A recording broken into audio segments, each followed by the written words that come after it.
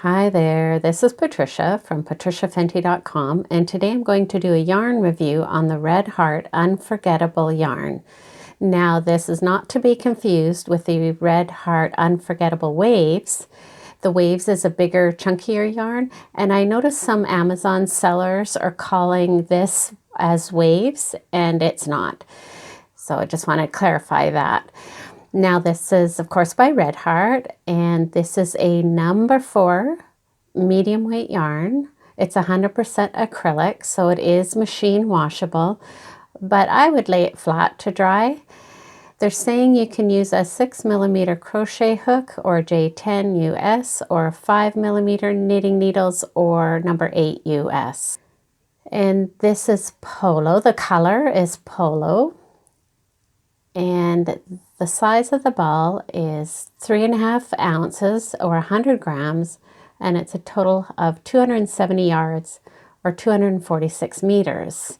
Now I did make these two projects with this yarn, and I'll say right off the bat, I love this yarn. It's absolutely beautiful, but it does have a couple of little things that I didn't like about it. And so I did make this hat and scarf project with it, and I just love how the colors crocheted up with the self-striping yarn, and this particular color combination Polo just worked out so beautifully. And I get so many compliments on this set. I really do love it. It's a very soft yarn. It feels very good on the skin, and it's very, very lovely. But it's not actually very easy to work with. It is, well, the ply is, it's not very tightly wound, and it's sort of like a furry fiber. And if you have to unravel this, it can be really, really hard because these fibers will kind of tangle together and knot together, and it can be really hard to unravel. So that can be a bit of a pain in the butt. They're calling this a number 4, and for the most part it is. There are some pieces that are a little more chunkier and heavier, but for the most part it's this even weight. It's a nice texture. And then the other complaint that I have, if you can call this a complaint, I mean, I've been wearing this all winter and I've washed it a couple of times already, but it is starting to sort of fray and wear a bit along the edges. And so I would think over time it might start to look a little bit tattered, whereas wool and alpacas will have a lot of integrity. This is a little bit more delicate than that. I'm allergic to wool, so I can't use any wools or wool blends, so I'm kind of stuck with the synthetics and cotton and that sort of thing. But anyways, that would be the only two complaints I have about this yarn. I do think it's a very, very lovely yarn.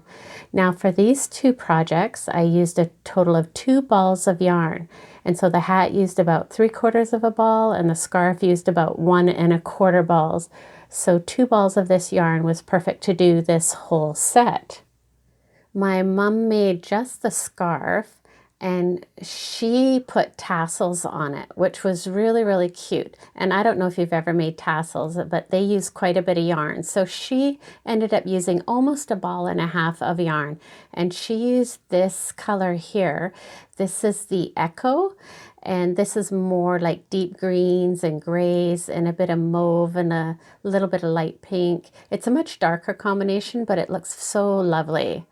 So the colors they have are fabulous. The way it self-stripes is really lovely. So out of 5, I would give it a 4. I think it's a lovely yarn. Price-wise, you're looking between $6 and $8 US a ball, depending on where you get it. And so I do think it's great value. I will put a link to these tutorials below. I do have tutorials for both of these projects here. And so overall, I would say 4 out of 5. It's a lovely yarn, and I hope you find this helpful in making your yarn decision and maybe inspire you to make these really pretty projects. So there you go. If you find this helpful, please give it a thumbs up and subscribe to my YouTube channel for more inspiring and creative videos. Thank you for joining me.